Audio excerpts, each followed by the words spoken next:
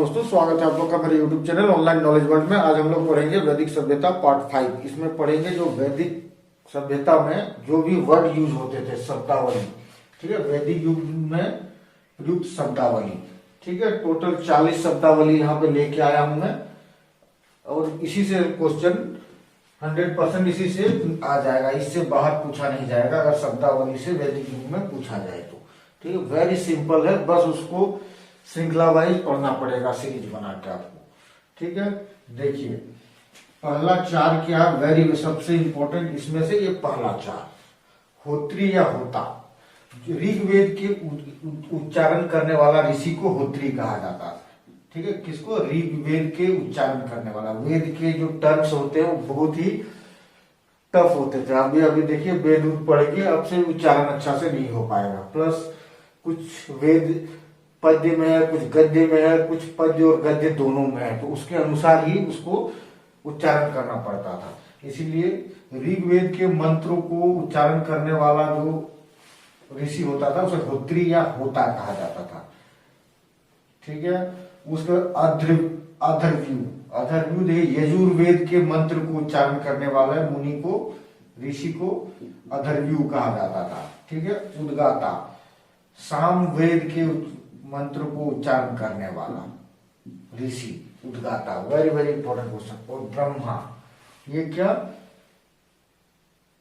अथर्ववेद के मंत्रों को उच्चारण करने वाला। चार वेद है, चार तरह के ऋषि हुआ करते थे। ठीक है, वेरी इंपॉर्टेंट क्वेश्चन, ये तो वेरी वेरी इंपॉर्टेंट क्वेश्चन। देखिए इसमें से अधर्व्यू देखने में वायु यजु एक ही तरह लग रहा है देखने में, इसलिए याद हो जाएगा। उद्गाता, सामवेद में गान है तो उद्गाता को गाने वाला ही कहते हैं हम लोग। ब्रह्मा, ये भी आसान वर्ड है। होत्री, होता, ये भी देखिए री और इसकी वजह से आपको याद रह जाएगा। ठीक है, ये चार। उसके बाद 5 से लेके 11 तक याद करना बहुत ही सरल है। क्यों सरल है भाई? सरल इसलिए है कि देखिए पहले समझना पड़ेगा, वैदिक युग में जो था वो धन का आधार क्या था। कोई आदमी धनी है कैसे पता लगाओगे? तो उसका बेस हुआ करता था गाय। अगर 4 आदमी के 4 गाय आपके पास है तो 3 गाय वाले से आप ज्यादा अमीर माने जाओगे, क्योंकि सारी चीज का आधार जो पूरे वाणिज्य व्यापार ये सब चीज था ना, अर्थव्यवस्था का आधार ही गाय था। इसलिए गो बोला जाता था गाय को। तो ये सब चीज आपको याद रखना पड़ेगा, मतलब बहुत चीज आपको याद रखना पड़ेगा गाय की वजह से। ठीक है, देखिए गोमत, गोमत मतलब क्या होता था? ठीक है, उस समय में गोमत मतलब होता था, गोमत मतलब धनी आदमी। ठीक है, धनी आदमी को गोमत कहा जाता था, मतलब ये गो से है। ठीक है, गोपति, राजा के गाय के रखवाला करने वाला। ठीक है, पहले गोपति क्या होता था? शुरुआती जब ऋग्वेद हुआ था गोपति राजा को ही कहा जाता था, क्योंकि गाय, सारे गायों का रक्षक राजा ही होता था और राजा के पास सबसे ज्यादा गाय होता था। ठीक है, इसलिए गोपति मतलब राजा। बाद में कुछ दिनों के बाद ये गोपति मतलब हो गया राजा के, पहले राजा, पूरे कबीले का राजा, और बाद में यही ना हो गया कि राजा के गाय का रखवाला करने, रक्षा करने वाला। ठीक है, उसी को गोपति कहा जाता था। वेरी आसान, बहुत आसान है। मतलब गोधुली, इसमें गो वर्ड है। अब हम भी जानते हैं गोधुली मतलब गोधुली बेला।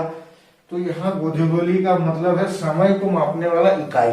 मतलब 1 घंटा को 1 गोधुली, 2 घंटा को 2 गोधुली, ऐसे ऐसे कहा जाता था। ठीक है, बाद में गोधुली मतलब संध्या हुआ वो बाद में, ये समय की इकाई। ठीक है, अघन्या, अघन्या किसको कहा गया है? जिसका वध नहीं किया जा सकता है। अघन्या मतलब जिसका वध नहीं किया जाता है। तो कौन होता है? गाय। गाय को क्या कहा जाता था? अघन्या। Very important question. ठीक है, तो गोहन, गोहन मतलब गाय का वध करने वाला। गाय का, गोहनों का मृत्यु दंड की सजा थी, गाय का वध करने वाला। ठीक है, इसको गोहन कहा जाता था। दुहिता, दुहिता मतलब वो स्त्री जो गाय का दूध दूहती थी। ठीक है, गाय का दूध कहने, आज भी दूध दूहने वाली स्त्री को आज भी दुहिता ही कहा जाता है। गाय का दूध दूहने वाली स्त्री। कितना सिंपल है याद करना। गव्य, ठीक है। गद्य, गद्य मतलब हो गया क्या, चारागाह, ठीक है। जहां गाय चरती है उसको चारागाह कहा जाता था, ठीक है। एक चीज में लिखना भूल गया, लेकिन आप वो भी आप याद कर लीजिए। 12 नंबर में या 39 तक लिखा हूं, इसीलिए इसको 40 नंबर लिख लीजिए। ये भी गाय से रिलेटेड है, इसीलिए 40 नंबर क्या, गविष्टि। गविष्टि, गविष्टि मतलब युद्ध, ठीक है। देखिए उस समय जो युद्ध होता था वो गायों के लिए ही युद्ध माना जाता था, गाय ही संपत्ति थी, तो गाय को ही लूटने की लड़ाई होती थी। दो कबीलों के बीच में जो लड़ाई होती थी वो किस लिए, संपत्ति लूटने के लिए। तो संपत्ति का आधार क्या था, गाय था, इसलिए गविष्टि मतलब गाय के लिए, मतलब युद्ध, उस समय के कबीलों के बीच में युद्ध, उस युद्ध को कहते थे गविष्टि, ठीक है। इतना मैं मिटा देता हूँ, वेरी सिंपल है ये सब चीज। आगे हम लोग पढ़ते हैं सुजात या सुजात। सुजात या सुजात मतलब होता है श्रेष्ठ आदमी या श्रेष्ठ ब्राह्मण, श्रेष्ठ आदमी या इसको श्रेष्ठ ब्राह्मण, श्रेष्ठ ब्राह्मण, ठीक है। ये शुरू से ही आप याद कर सकते हो, ये शुरू लिखा हुआ श्रेय हो गया, उससे याद हो जाएगा। कुलिया, कुलिया का मतलब होता है नगर, जो शहर होता था सिटी, उसको कुलिया बोल के बुलाया जाता था। निष्क, निष्क मतलब सोने के आभूषण, सोने के आभूषण या सोने के सिक्के, ठीक है। सोने के सिक्के, उसमें सिक्के ढाला नहीं जाता था, ऐसे ही टुकड़े, उसी को पैसे के रूप में बाद में, मतलब लेन देन के रूप में बाद में प्रयुक्त होने लगा। पहले तो गाय ही था, तो सोने के आभूषण या सोने के सिक्के निष्क कहा जाता था। एक और वर्ड है जो चांदी के, ये रची, ये रची है ना, 30 नंबर, सेम चीज है। सोने की जगह चांदी के आभूषण बोलिए इसे, या चांदी के सिक्के बोलिए इसे, चांदी के सिक्के, ठीक है, रची, क्लियर, ये कहा जाता है। आगे हम लोग पूर्व, पूर्व याद करना, क्या पूर्व मतलब हो गया दुर्ग, ठीक है, विशिष्ट प्रकार का दुर्ग, पूर्व ही कहते हैं, आज भी बोला जाता है पूर्व, अंतःपुर, इस तरह ना। तो ये दुर्ग हो गया, विशिष्ट दुर्ग मतलब कुछ अच्छे तरह का स्पेशल टाइप का दुर्ग, ठीक है। उर्वरा मतलब जूती हुई जमीन, जूती हुई जमीन, इसका मतलब जूता, कौन सा जमीन जूता होगा, जो उपजा होगा उसी को जोतेंगे, मतलब उपजाऊ जमीन, क्लियर। रत्नीन, रत्न का कारोबार करने वाला, रत्न का कारोबार करने वाला, ठीक है, रत्नीन। मानिक, हीरा, ये सब चीज का जो कारोबार करता था रत्नीन, ये बहुत ऊंचे अमीर आदमी होते थे। गोमत हुआ करता था, गोमत सबसे अमीर आदमी को कहा जाता है, ये गोमत होता होगा, सबसे बड़े व्यापारी है। उसके बाद देखिए लागल और सीरा, ठीक है, लागल और सीरा का मतलब होता है हल, ठीक है, वेरी इंपॉर्टेंट। लागल और हल, सीरा का मतलब हल, और सीता मतलब होता है जूते, जो हल जो रेखा बनाता है ना, जब जोता जाता है तो जो रेखा बना जाता था उसको सीता कहा जाता है। सीता माता का नाम सीता क्यों हो गया, क्योंकि हल के इसे ही जन्म हुई थी, उनका धरती से ही जन्म हुई थी, इसीलिए सीता। सीता मतलब जो हल के द्वारा खींचा गया लकीर। वाजपति, वाजपति कौन है, गोचर जमीन का मालिक, ठीक है, गोचर जमीन का देखभाल करने वाला। कोई आदमी गोचर जमीन पे घर ना बना ले, या उस जगह पे कोई अपना अड्डाला बना ले, उसका दुरुपयोग ना हो जाए। गोचर जमीन उस जमीन को कहा जाता है जहाँ गाय चरने के लिए जो गद्य, ये चारागाह है ना, गद्य, बहुत बड़े गद्य होंगे, उसको गोचर बोला जाएगा। ब्रीही, ब्रीही मतलब धान को कहा जाता था उस समय, ठीक है, ब्रीही मतलब धान। उसके बाद देखिए भागदूत, भागदूत मतलब टैक्स जमा करने वाला, भागदूत मतलब टैक्स जमा करने वाला, टैक्स कलेक्टर समझ लीजिए, जो टैक्स जमा करता था उसे भागदूत कहा जाता था। इतना चीज आपको याद रखना पड़ेगा। अगले हम लोग चलते हैं, एक पनी छोड़ दिया हमने ना, पनी, पनी का मतलब हो गया वह व्यापारी जो व्यापार के सिलसिले में दूर देश में जाता था, अपने एरिया को छोड़ के दूसरे एरिया में जाता था, तो व्यापारी जो दूसरे देश से विदेश में अंतर्देशीय व्यापार करता होगा, दूसरे जगह जाता था व्यापार के सिलसिले में, उसे पनी कहा जाता है। आगे हम लोग चलते हैं।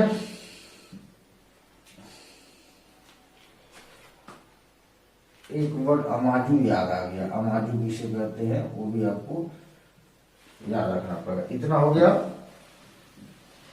अब हम लोग आगे चलते हैं बैकनॉट। बैकनॉट होते हैं सूदखोर, सूदखोर जो सूदखोर जो सूद दे के ब्याज में पैसा देता था, उसको बैकनॉट। तो ये सब चीज से क्या पता चलता, सूदखोरी का प्रथा था उस समय, ठीक है। तो उसके बाद श्याम अयस और लोह अयस। अयस मतलब संस्कृत में क्या होता है, धातु, ठीक है। श्याम धातु, काला धातु किसको बोलते थे, लोहा को, ठीक है। और लोहित अयस, ठीक है। लोहित अयस किसको कहते थे, तांबा को कहते हैं। यहाँ कंफ्यूजन बात है कि आप लोहित अयस लोहा को मार देगा, लेकिन लोहा का श्याम अयस कहा जाता है। इस सब चीज को भी आपको ध्यान रखना पड़ेगा। अब अगले हम उग्र। उग्र क्या है, उग्र एक सैनिक टाइप का होता है, जो अपराधियों को पकड़ने वाला सैनिक, अपराधियों को पकड़ने वाला, ठीक है। Very important. आगे आ गया रैलिंग। रैलिंग में राजा का सहयोगी। रैलिंग मतलब जो राजा होगा उसका, राजा का सहयोगी या राजा का परामर्शदाता, ठीक है। आगे हम लोग कहते हैं संग्रहीति। संग्रहीति जो है शाही खर्च का प्रभारी, शाही खर्च का प्रभारी होता था। शाही खर्च का प्रभारी, जो राजा का जो सारे खर्च यही देखता था, कहाँ क्या खर्च करने से राजा का काम चल जाएगा। आगे हम लोग चलते हैं अयजवन। अयजवन, अयजवन मतलब यज्ञ ना करने वाला, यज्ञ न करने वाला, क्योंकि यज्ञ की बहुत सारी विधान थी। यज्ञ करना उस समय मतलब बहुत अच्छा माना जाता था, तो उसमें से एक दो आदमी होगा ही विरोधी, हर चीज का हर जगह रहता है। तो अयजवन मतलब हो गया यज्ञ न करने वाला आदमी को अयजवन कहते हैं, ठीक है। ये आपको याद रखना पड़ेगा। उसके बाद अदेवयु। अदेवयु मतलब नास्तिक, ठीक है। नास्तिक जो देवता पे देवों पे विश्वास नहीं रखने वाला आदमी को अदेवयु कहते हैं। अदेवयु नाम से ही पता चल गया, ठीक है। इसका नाम ही इस तरह है अयजवन, इसके नाम से ही पता चल जाएगा। जो अयजवन मतलब जो यज्ञ नहीं कराना चाहता है, देवों पे जो विश्वास नहीं रखता, उसको अदेवयु कहा जाता है। बहुत ही अच्छा क्वेश्चन है। अनास। अनास मतलब होता है चपटी नाक वाला, चपटी नाक वाला प्लस कर्कश बोलने वाला, कर्कश बोलने वाला, ठीक है। इसको कहते हैं अनास। तो उसमें गाली गलौज तो हुआ नहीं करता था, तो अपने दुश्मनों को अनास बोल के आर्य लोग ये कहते थे, प्रतीत बताते थे। गंदा भाषा बोलता है, कर्कश भाषा बोलता है, चपटी नाक बोलने वाला, मतलब आर्यों के लिए, ये अनार्यों के लिए, अपने दुश्मनों के लिए यूज करते थे ये वर्ड अनाश। आगे है देखिए नप्त्री। नप्त्री मतलब अपने भतीजे भतीजी को बुलाने वाला एक शब्द था। जैसे आपने देखा होगा तात, अब बड़े आदमी को बुलाने के लिए तात यूज करते थे, चाहे दादा हो, बड़े भाई हो, या परदादा हो, या मामा हो, काका हो। अगर बड़ा होने वाला आप लोग देखे हुए महाभारत में तात श्री बोला जाता था। बस उसी का उल्टा नप्त्री होता है, जो अपने छोटे वाले से, अपने भतीजे, अपने बच्चे, अपने पोती नाती, ये सबको नप्त्री बोल के बुलाते हैं। कुछ ऐसे वर्ड अभी भी होते हैं ना, जैसे बाबू। बाबू आप सबको बोलते हो, अपने छोटे भाई को, अपने बेटे को बाबू, आ जाओ, नन्नू, बाबू, इस तरह करके बुलाते हो ना, उसी तरह नप्त्री, ठीक है। बलि क्या होता है, बलि देखिए स्वेच्छा से दिया जाने वाला टैक्स, ठीक है। इसमें उस समय देखिए उत्तर वैदिक काल में बलि ही चलता था, ठीक है। उत्तर वैदिक काल में सिर्फ बलि चलता था, मतलब कोई फिक्स नहीं था, जिसको जितनी इच्छा राजा को बलि, मतलब अपना जितना उपज होता था उसका कुछ भाग अपनी इच्छा के लिए देता था। लेकिन उत्तर वैदिक काल में क्या हो जाता है कि नहीं नियमित टैक्स देना शुरू हो जाता है। पूर्व वैदिक काल में स्वेच्छा से बलि दिया जाता था। क्लियर। आगे हम लोग पढ़ते हैं राष्ट्र। ठीक है, एक राष्ट्र, राष्ट्र का इसे राष्ट्र इसलिए मैंने लिखा, राष्ट्र मतलब प्रदेश सबको पता होगा, लेकिन एक इंपॉर्टेंट क्वेश्चन है, राष्ट्र की परिकल्पना किस युग में शुरू हुई, मतलब किस पीरियड में शुरू हुई। तो राष्ट्र की परिकल्पना वैदिक युग में ही हो चुका था कि राष्ट्र का क्या परिभाषा होता है। ठीक है, क्लियर। आगे हम लोग पढ़ते हैं सत, वात, सत, व्रात और गण। ये जो तीन वर्ड है सत, वार, व्रात और गण, ये क्या चीज होता है। ये सैनिक टुकड़ियों के लिए प्रयोग होता था, सैनिक टुकड़ियों के लिए उस समय। ठीक है, राजा जो होता है छोटी सैनिक देखिए गण, उससे थोड़ा बड़ा सैनिक व्रात, उससे बहुत बड़ा सैनिक सत। ठीक है, तो राजा ये सैनिक रखते थे, जो सैनिक होते थे वो अस्थायी नहीं होते थे। ठीक है, टेम्पोररी होते थे, जब जरूरत होते थे तब सैनिकों को बुलाया जाता था और दूसरे कबीलों से लड़ाई किया जाता था। तो जब बड़ी लड़ाई लड़ना चाहता था, संगठित सेना, जब संगठित सेना बनाता था तो ये तीनों सेना को मतलब मिला, जब जरूरत पड़ता था कम आदमी, एक 10 आदमी से लड़ना है तो गण को बुलाता था, और 50 आदमी से तो व्रात को, और उससे भी ज्यादा तो शर्त को। और जब बहुत बड़ा लड़ाई होती थी तो सब मिला के एक संगठित सेना बनाना पड़ता था, जिसको उस समय नागरिक सेना कहा जाता था, नागरिक सेना। क्लियर। उस समय देखिए राजा क्या होता था, उस समय वैदिक काल में राजा जमीन का मालिक कभी नहीं होता था, जमीन का मालिक तो इंडिविजुअल आदमी लोग होता था। ठीक है, राजा युद्ध का मालिक होता था, युद्ध का मालिक। जब दूसरे कबीले से लड़ाई होता था तब राजा मालिक बन जाता था, मालिक के रूप में काम करता था, और सारे जो शर्त, व्रात, गण इसका जरूरत के हिसाब से यूज करता था। तो ये भी इंपॉर्टेंट क्वेश्चन, राजा जमीन का मालिक कभी नहीं होता था, वो युद्ध का मालिक कहा जाता था उस समय वैदिक युग में। अगला क्वेश्चन है कि प्रश्न विनायक किसे कहा जाता है। प्रश्न विनायक, प्रश्न विनायक मतलब न्यायाधीश जो न्याय करता था। ठीक है, प्रश्न विनायक मतलब कृष्णल, रतिका और गुंजा। कृष्णल, रतिका और गुंजा, ये किसे कहते हैं भाई, ये आपको याद रखना पड़ेगा। ये नाप तोल की इकाई थी, नाप तोल की इकाई, बटखारा जिसे कर सकते हैं, तराजू टाइप का जो जिसे वजन करते हैं ना वो वाला। नाप तोल की इकाई 3 थी, कृष्णल, रतिक और गुंजा। ये याद रखना चाहिए।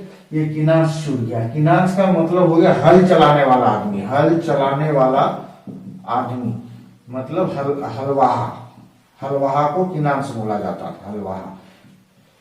अमाजू, अमाजू उस लेडीज को कहा जाता था तो जिंदगी भर कुंवारी रहती थी, जिंदगी भर कुंवारी रहने वाली लड़की, अविवाहित लड़की, अविवाहित लड़की को अमाजू कहा जाता था। ठीक है, इसमें 40 से कुछ ज्यादा वर्ड हो गए, तो इतना अगर याद रखेंगे तो आपके शब्दावली से कभी क्वेश्चन नहीं छूटेंगे। जितने भी इंपॉर्टेंट क्वेश्चन है सारे को मैं छांट के लिखा, छांट के किया, इसमें सारे लगभग कवर हो गए जितने होना चाहिए। ठीक है, इससे ज्यादा क्वेश्चन नहीं आएगा। इसमें से देखिए यहाँ से यहाँ तक तो बहुत आसान है, उसके बाद भी बीच में बहुत आसान मिला, और इसमें भी इसी लाइन में भी बहुत सारे आसान है। तो थोड़ा सा प्रयास कीजिए, सारे याद